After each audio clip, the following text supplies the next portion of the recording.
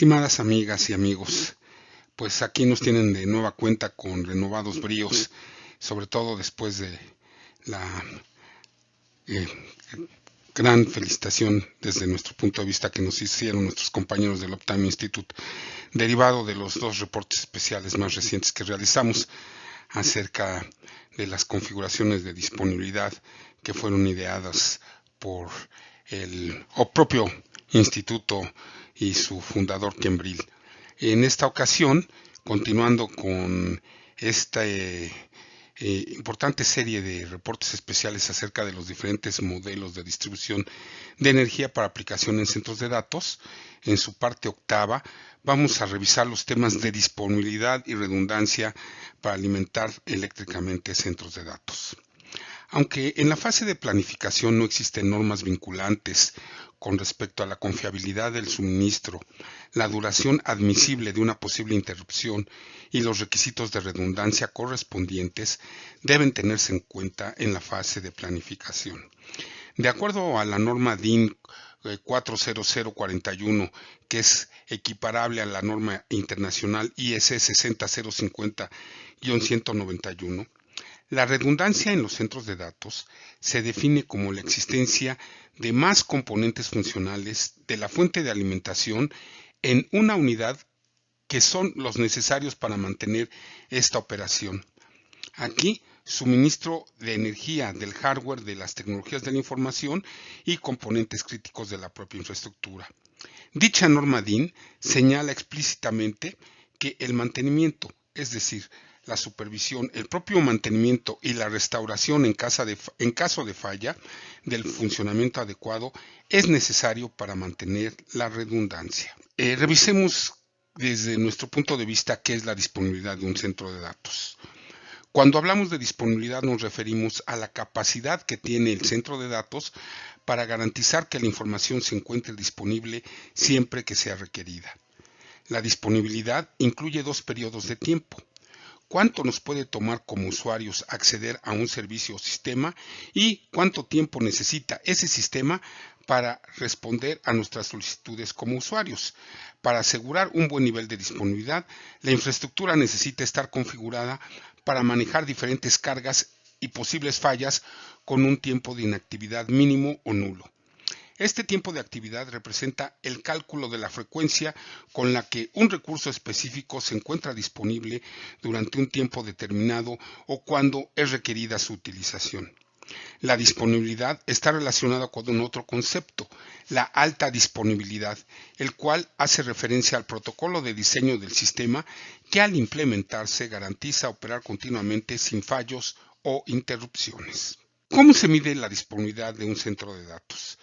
Tal y como revisamos en los dos reportes especiales capítulos 6 y 7 de esta serie, la clasificación Tier creada por el Uptime Institute fue diseñada para medir la confiabilidad de los centros de datos, incluido el nivel de disponibilidad como uno de los rubros principales. Como recordamos, la clasificación va de Tier 1 a Tier 4, siendo esta última la más completa y actual. A continuación te explicamos en qué consiste cada una de ellas como un repaso. Tier 1, disponibilidad del 99.671%, centros de datos con nivel de capacidad básica e infraestructura necesaria para respaldar la tecnología de la información en un entorno de oficina y entornos similares. Tier 2, disponibilidad del 99.741%, que son centros de datos con componentes redundantes para la alimentación y el enfriamiento, que ofrecen mejores oportunidades de seguridad frente a posibles interrupciones. Tier 3, disponibilidad del 99.982%, son centros de datos con componentes redundantes, así como rutas de distribución redundantes y especializadas para atender el entorno crítico. No se necesita de un posible cierre del sitio para dar mantenimiento o reemplazar los equipos y componentes que pudieran ser susceptibles de ser sustituidos. El Tier 4, Disponibilidad del 99.995%. Centros de datos con varios sistemas independientes y físicamente aislados, compuestos por componentes, así como rutas de distribución redundantes. El entorno no es afectado por interrupciones inesperadas o eventos imprevistos, a menos que los componentes o rutas de distribución necesiten estar cerradas por mantenimiento. En ese caso, el riesgo de interrupción aumenta sustancialmente. La redundancia en el diseño del centro de datos es indispensable para garantizar la seguridad y disponibilidad de los datos en tiempo real. Si bien hay muchos componentes del centro de datos que pueden ayudar a garantizar que los datos estén seguros, protegidos y disponibles en tiempo real, es importante tener un diseño de redundancia bien planificado e implementado en el entorno del centro de procesamiento de datos. Durante los últimos años, la presión por responder a la creciente demanda de los consumidores ha llevado a los negocios a buscar nuevas formas de asegurar la disponibilidad de sus productos, servicios e información, así como la continuidad de sus operaciones. Cualquier tipo de falla en el sistema, por más pequeña que ésta sea, puede generar una interrupción en las operaciones y a su vez tener un impacto grave y directo en los resultados de cualquier organización, en las operaciones comerciales y la experiencia del cliente. El tiempo de inactividad es más costoso que antes. Según la 12ª encuesta anual sobre el costo por hora del tiempo de inactividad del ITIC en 2021, se demostró que 44% de las empresas que participaron dijeron que una hora de inactividad les cuesta entre 1 millón y 5 millones de dólares, sin contemplar honorarios legales, multas o posibles sanciones. Diferencias entre redundancia y disponibilidad. La redundancia por sí sola no puede garantizar la disponibilidad. Se requiere también de mecanismos y sistemas para la detección de fallas. Podría decirse que la redundancia es una función operativa planificada y que la disponibilidad se basa más bien en el tiempo de inactividad no planificado. Está más relacionado con la cantidad de minutos u horas que puede tolerar el centro de datos durante una posible interrupción. La redundancia se basa en características basadas en el hardware y la disponibilidad por lo general involucra un tema de software. Otra diferencia importante es que la redundancia se basa en un número proyectado y la medición de la disponibilidad tiene que ver más con un número histórico.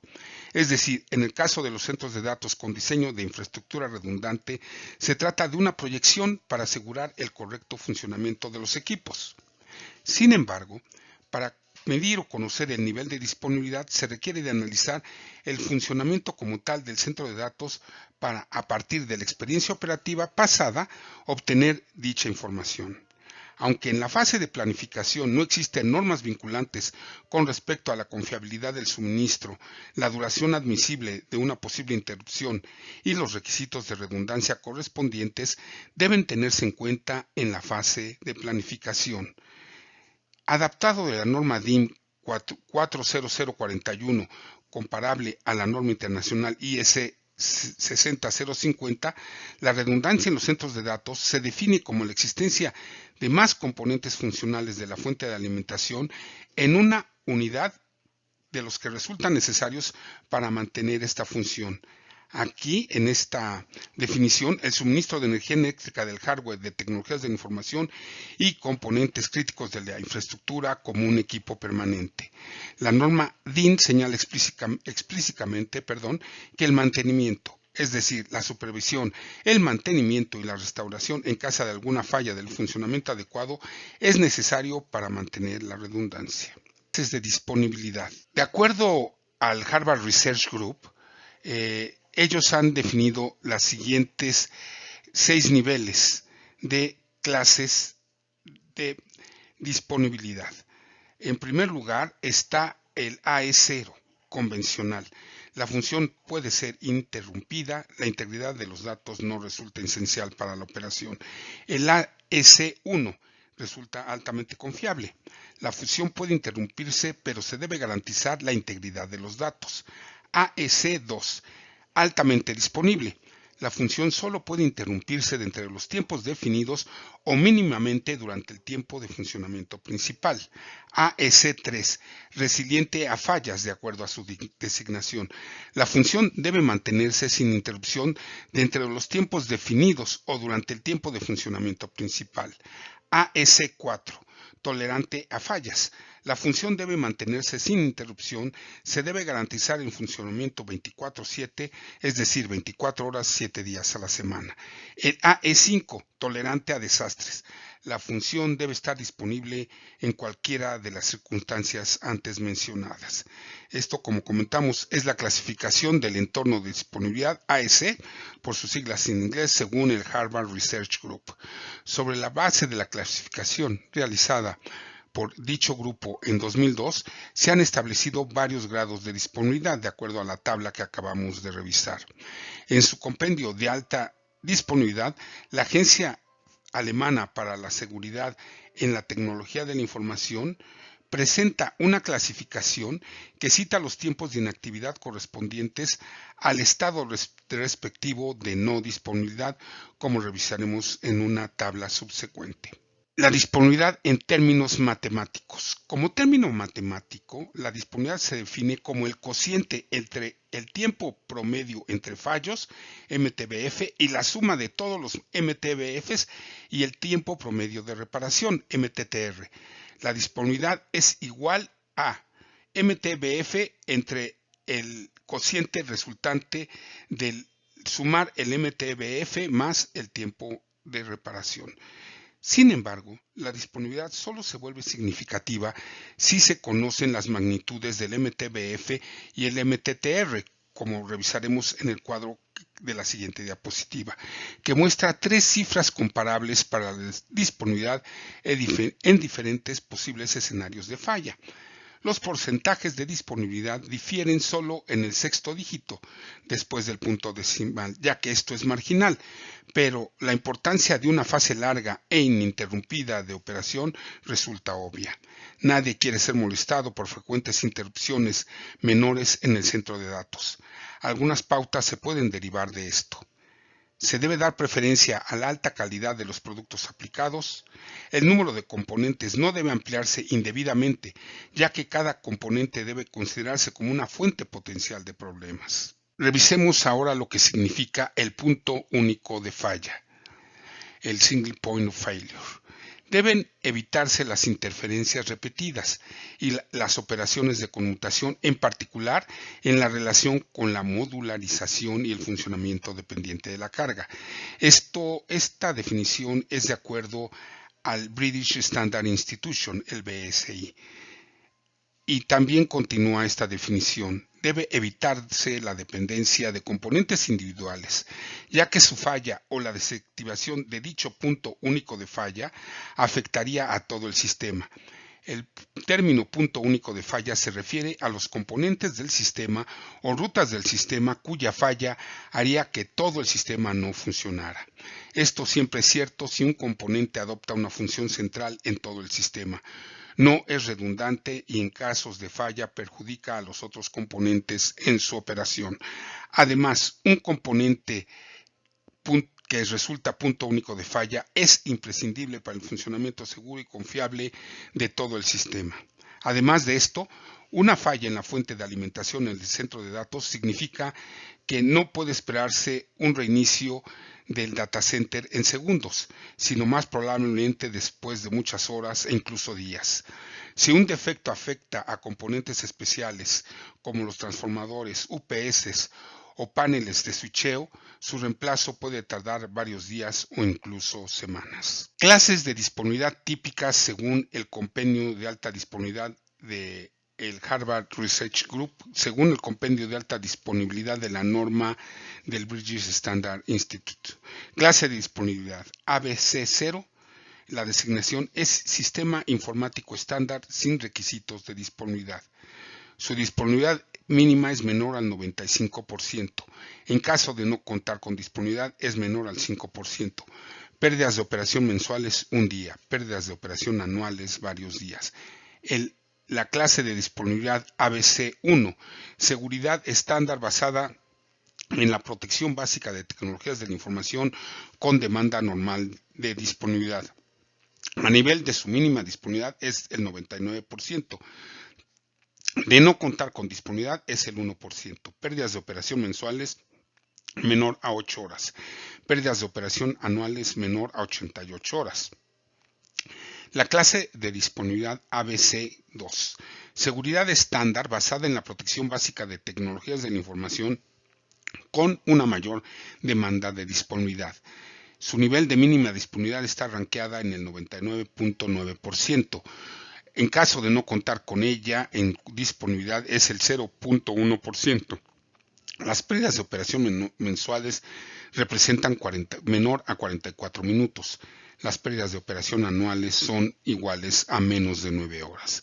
El ABC3 es protección básica de TI de alta disponibilidad para recursos propios de tecnologías de información específicos, de acuerdo a la norma 100-3.